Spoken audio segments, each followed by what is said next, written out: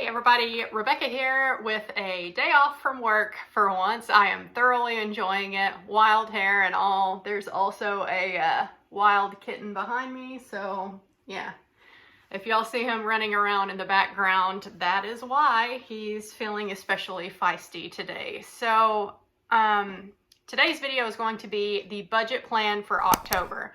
I am enjoying my time off now while I get it because October is going to have even more overtime for me than what I have been getting. In fact, I'm fairly certain there's going to be a stint of 11 days in a row, or rather nights for me since I work nights, where I'm working every single night, 12-hour shifts. The October schedule is not officially out yet, but just judging by how my overtime weeks are rotating right now, I am suspecting that there's going to be, 11 nights in a row that I'll be covering at my workplace. So that's going to add up to be some hellacious overtime in October. And if you've been following me for a while, then you know that I owe my mom $15,000 and I'm trying to pay her back as quickly as I can. And recently, when I calculated how quickly I was going to be able to do that, I thought that I would be able to pay her back like $10,000 by the end of the year, but I forgot about this overtime in October. So I'm hoping that if I really push and try to be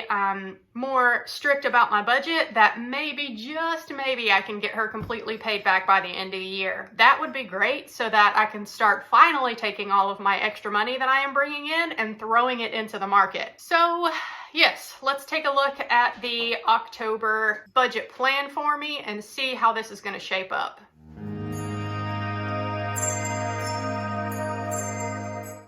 All right, here we are looking at my Google Sheets budget. If you like this layout, you can download this template for free. Check the first link in the description box down below. Starting at the top of the budget with my net income for the month, I do have my individual paychecks blacked out for privacy, but I'm happy to share totals with you at the bottom. And my best guess for the amount of overtime that I'm going to be working in October, I think that I should bring in somewhere around $6,800 to work with for the month. I'm not planning on getting any AdSense payout because I'm pretty sure I should get that for September, which means that I likely won't for October. And then as far as carryover from month to month goes, it's not going to be anything significant for October, so I haven't put anything in the budgeted column for that, although I'm sure I will have probably about $100 or so that I carry over from the September budget, but I'll just fill that in whenever it actually gets closer to October. So for the bills and spending plan for October, this section is pretty small. I am going to try to keep it that way, but y'all know me. There's always something that pops up. Bjorn and Rollo both had vet appointments in September. I'm thinking that Bjorn may need another follow-up in October to finish out his kitten vaccine series. We'll see what they say. His appointment's actually in the morning. I haven't taken him yet, so we'll see what they say. I may have to add in a veterinary appointment for him to finish out his kitten vaccines. And then at some point I do need to get him neutered as well, so I'll try to remember to ask them about how much that's going to be, and then I can try to plan for that somewhere in the budget in the near future. So the expenses that I know I'm going to have, I have listed here in my bills and spending section. And starting at the top, my mortgage payment, $735 every month as usual. I'm budgeting $175 for my utilities. That covers trash pickup, water, sewer, electricity. Internet, $55.21 as always. Gas for my car, I'm still going to budget $200 here. Gas prices have come down, but I am working a lot more overtime in October, so we'll see how that goes. But that's just one of those expenses that if I go over, then I go over. I got to have gas for my car to get to work anyway, so it's fine.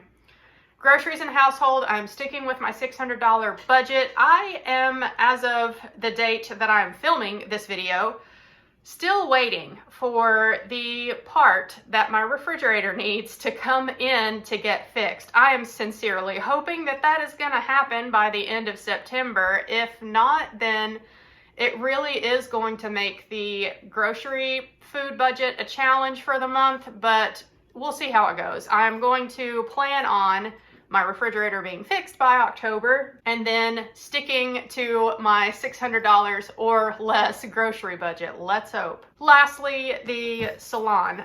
Because I'm working so much in October, I don't think that I am going to go for my hair removal appointments more than twice in October, likely.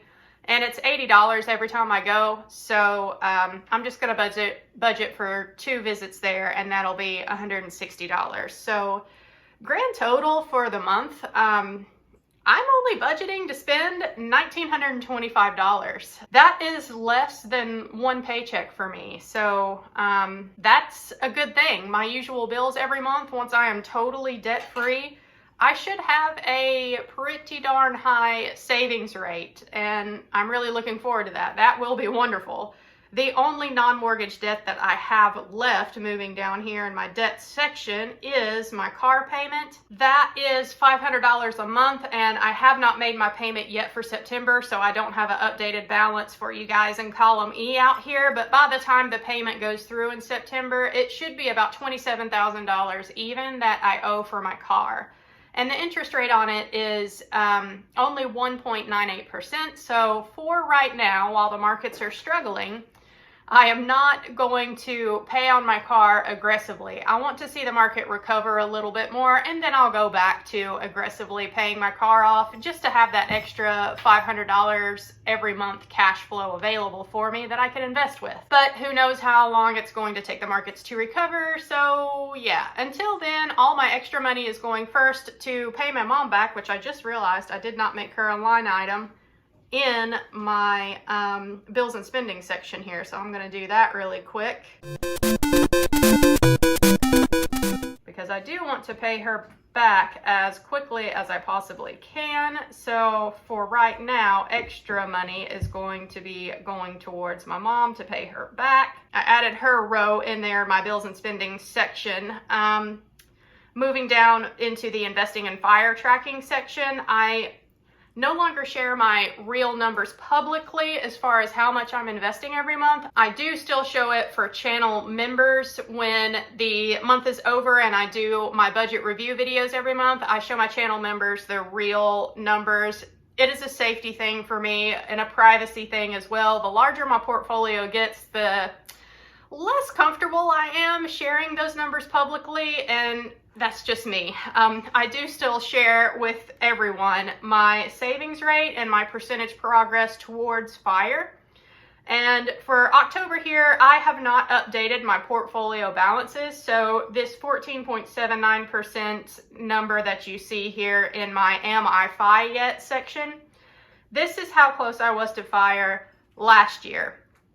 I have my portfolio numbers in column E, but I haven't updated those since it's not October yet. So this is still my old portfolio balance from October 2021. So this will change once we actually get into October and I update my portfolio balances. Then we'll see how close I am to FIRE. And as the month goes along, I fill out what actually happens in column D, and this savings rate percentage will update automatically as well. So y'all can see down here at the bottom that if everything goes according to plan, I have about $4,300 left over for the month, almost $4,400. So for now, since I am working on paying my mom back, priority 1, I am going to put that extra $4,300 towards my mom. So y'all can see that updated, and I have about $75 left if everything goes according to plan. So that's the plan for October.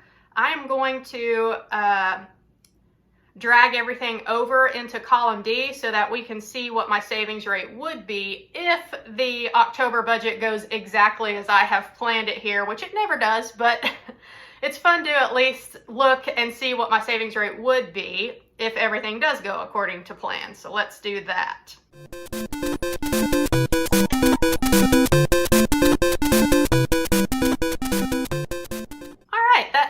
Not a bad savings rate, to be honest. Over 20% if things go exactly according to plan, so that's nice. Just for giggles here, let's figure out what it would be if that $4,300 that I'm sending to my mom actually got invested instead. And let's just say I'm going to throw it into my M1 account. Wow. Yeah. So once I get to the point where, I'm not even debt free at this point. Let's take a look and see if I also did not have a car payment, this $500, if that went away. And let's say I threw that into a Roth, 500 there. Jesus. All right. That is the kind of savings rate that I want to see every single month. An 83% savings rate would be awesome and help propel me so much towards financial independence so that I can actually retire early. That is the whole purpose of this channel. I'm trying to document the journey for me doing this as a single person and working a job that is not a six-figure income. It can be a six-figure income when you work as much overtime as I do, but not everybody can do that. I am choosing to do that because I would like to get to FIRE as fast as possible. But yeah, so an over 80% savings rate is freaking awesome, and I would love to be able to do that every month. And just seeing that it could be that if I did not have debt and if I didn't have to pay my mom back that money I owe her, it serves as motivation to get those debts gone as quickly as I can. So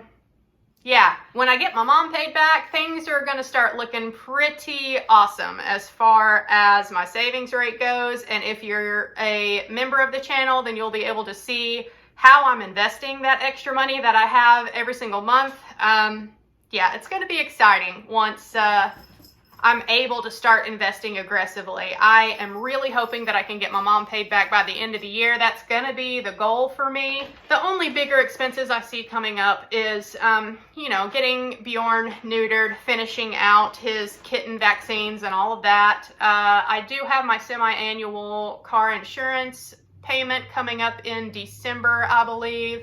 But other than that, I don't really see a whole lot of larger expenses coming up in the future. So yeah, if I could aim for a 60 or 70% savings rate every single month, even with still having my car debt, that would be awesome. And this is why I am working so much overtime like I am. It really does bring in a lot of extra income, and when I'm able to throw that extra income towards investing, it just helps. It helps that savings rate really get sky high. So yeah, if I can do that consistently over time, then I should be reaching FIRE pretty quickly, let's hope. I hope that you'll join me here on the channel for that journey. Again, even if you aren't a channel member, I do always share my savings rate and my percentage progress towards FIRE, so you will be able to see that progression as the months go by.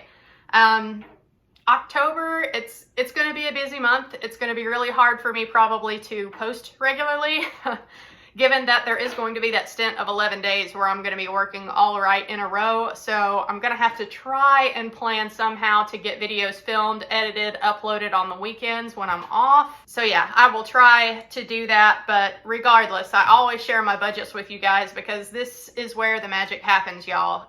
All we have is the money that we have going in and choosing what to do with it. If you don't like the word budget, that's fine. I get that it has negative connotations for me.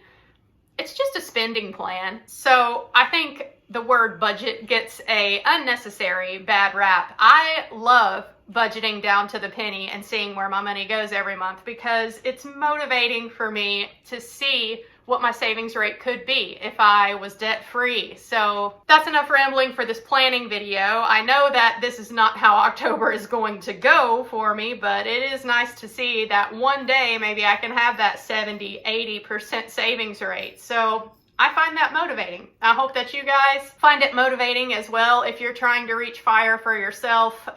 Let me know if you have started your October budget yet and how things are shaping up for you, and I will catch y'all in my next video. Thanks for watching, guys. Bye.